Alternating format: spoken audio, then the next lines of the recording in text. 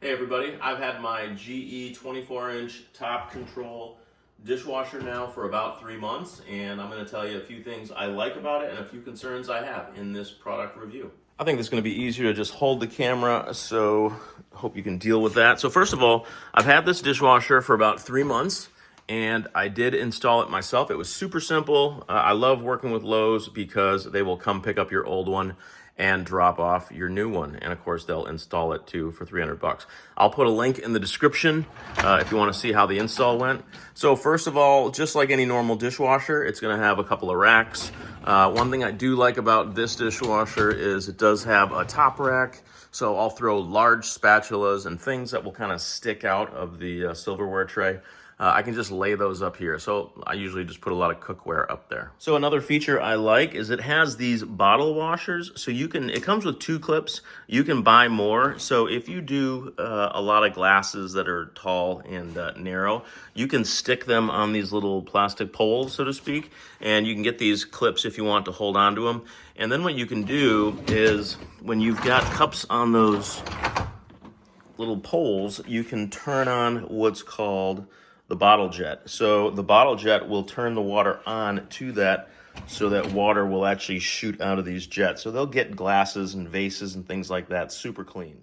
Another feature I really like is the simple design of this. So as you can see, there are no controls other than a small light. This will be white while it's running, and if there's any sort of error, it'll turn orange on you. And then where all the controls are just under, that's why it's called the top control. So you can select your cycles. You can do a quick 1-hour wash. You've got some heavier duty washes. You can do a delay. This is where you turn the jets off and on. Some extra drying, and very easy to use, and a lot of the basic controls of a normal dishwasher. Now, how is it running? So when it's running very well, and it's getting all the dishes just as clean as I would like. But after 2.5 months, I have had some issues. So about 2 weeks ago, I noticed I would go to run it and it would stop. Then what I would see is on this display right here, it would show a DLF. And what that means is door latch failure. So here is the simple clip that goes, kind of locks the dishwasher closed. And there's a mechanism right there that it clicks into.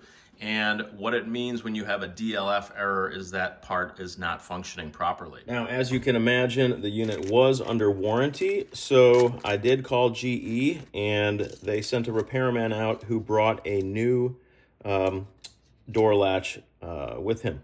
So basically, what you have to do is pull the dishwasher out, and this thing bolts on, and there's a wire harness in the back. And we just swapped out this part to get the dishwasher working. Unfortunately, once we swapped out this part, it still didn't work.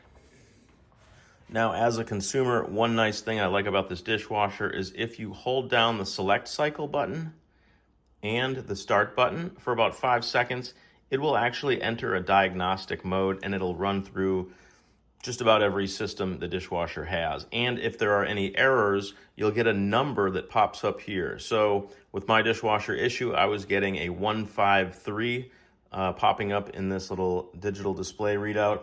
And what that means is that also confirms door latch failure. So with the new door latch installed, we then did some more testing. And again, this was the service technician who was here because it's under warranty.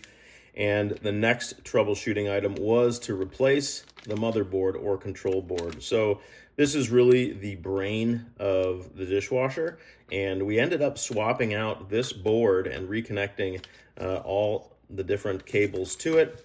And that did solve my problem. So I'm going to put links to these parts in the description, just so you know with this particular dishwasher, the door latch, this board, the bottom propeller, as well as the pump. Those are the most commonly ordered parts from the service technicians for this particular dishwasher. So I have to admit, I'm not totally satisfied with this dishwasher. I'm glad it was under warranty and these parts were repaired free of charge.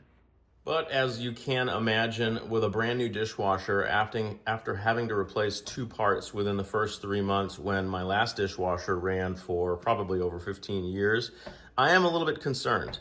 I do a lot of repair work myself, so if it's just swapping out parts, it's not a big deal.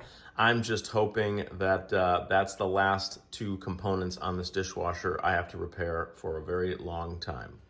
So in summary, it's a nice dishwasher, easy to install, it's very quiet. I'm pretty happy with how it performs, but I did have to swap out two parts already. Again, they were under warranty, and I will say the door switch, very easy to install. You just have to pull the dishwasher out and it mounts right on top. However, if you do need to change this board, you need to pull the dishwasher out, kill the power of course, and then you're actually going to jack up the front of the dishwasher so it's tilted towards the back, and then you're almost going to get underneath it like you're working underneath your car, and lots of wire connections to plug this guy back in. So that one is kind of a pain in the butt. So all in all, semi-satisfied with the performance of this dishwasher. A little disappointed that it required some service so soon after installation.